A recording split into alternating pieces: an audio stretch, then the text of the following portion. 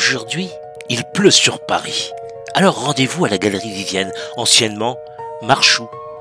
Un beau passage couvert dans le 2e arrondissement. La galerie a été construite en 1823 par le président de la Chambre des notaires. Elle est baptisée Vivienne en 1825. Cette galerie tire profit de son emplacement exceptionnel. Elle relie les boulevards et un quartier très industriel. Elle est léguée par Anne-Sophie Hermance Marchou en 1859 à l'Institut de France pour que ses revenus subventionnent les artistes titulaires du prix de Rome. Hermance est artiste et sculptrice. Elle est l'auteur des 2 statues qui encadrent l'entrée de la galerie. Située entre le Palais Royal en déclin, la Bourse et les grands boulevards, ce passage connaît un succès considérable jusqu'à la fin du Second Empire.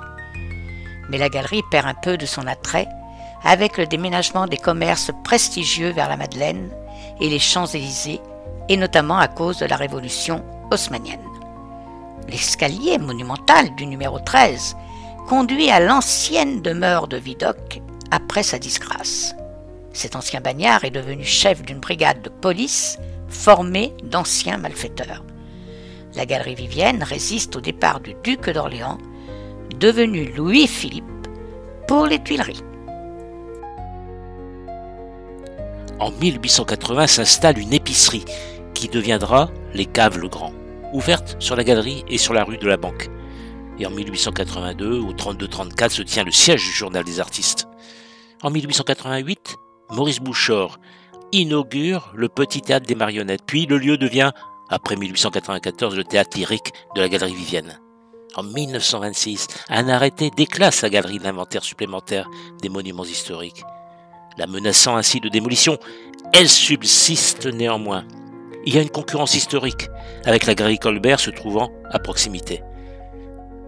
La galerie est en crise dans les années 1960. Les boutiques ferment, une après l'autre, avant d'être achetées par un artiste, Hugues Spengler, qui les transforme en autant d'installations artistiques oniriques. Depuis 1980, la galerie est redevenue très active. Elle présente des boutiques de mode et de décoration, des défilés de haute couture s'y tiennent. L'installation de Jean-Paul Gaultier, aujourd'hui parti, et de Yuki Tori en 1986 permet la résurrection de cette galerie. Celle-ci héberge aujourd'hui des cafés et de nombreuses boutiques de prêt-à-porter et d'objets décoratifs. Divers travaux sont entrepris à la fin du XXe siècle. Une rénovation d'ampleur en 2016 suscite la polémique notamment chez les commerçants de la galerie et dans le milieu de l'art. Le 12 septembre 2019, la galerie est jumelée avec les célèbres galeries royales Saint-Hubert de Bruxelles. Elle est un lieu de rencontre privilégié pour les intellectuels, les artistes et la bourgeoisie parisienne. François-Jacques Delannoy, architecte, conçoit un décor de style pompéien, néoclassique, recouvert d'une verrière élégante, fait de mosaïques, peintures et sculptures exaltant le commerce. Les travaux de restauration permettent de réhabiliter les caducées, les ancres et les cornes d'abondance qui ornent les fenêtres en demi-lune, ainsi que les déesses et les nymphes qui décorent la rotonde. La sobriété soulignée par la répétition de formes géométriques simples n'est pas sans rappeler le style des mosaïques de la rue de Rivoli. La grande galerie est suivie d'une rotonde vitrée avec une coupole en verre hémisphérique, l'ensemble étant d'origine. Son ambiance raffinée attire aussi bien les Parisiens que les touristes à la recherche d'une expérience élégante de shopping ou de gastronomie. Cette galerie est également un lieu prisé pour les défilés de mode et des expositions culturelles, notamment lors de célébrations et d'événements artistiques. La mosaïque du sol de la galerie a été conçue par l'artiste Giandomenico Facchina, un célèbre mosaïste italien du XIXe siècle. C'est une œuvre d'art à part entière. Son travail, réalisé en 1823 lors de la construction de la galerie, se distingue par des motifs floraux, géométriques et symboliques, tels que l'orier, qui représente le succès et la victoire, cornes d'abondance et caducées, qui contribuent à l'atmosphère luxueuse.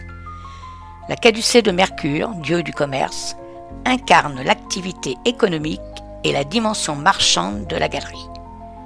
Certains motifs ajoutent une touche d'universalité en illustrant la justice, Balance, le travail, Ruche, la musique, Harpe, et l'agriculture, Gerbe de blé, inscrivant la galerie dans les valeurs humanistes du XIXe siècle. Promenez-vous dans ces nombreux commerces, les épiceries, les salons de thé, boutiques de prêt-à-porter haut de gamme, décorations. Profitez d'une expérience gastronomique unique dans l'un de ces restaurants réputés. La galerie a su préserver au fil des années son charme d'antan, tout en se modernisant pour répondre aux besoins des contemporains. À mon sens, la galerie Vivienne est la plus belle de Paris. Son charme pittoresque lui confère une ambiance chaleureuse.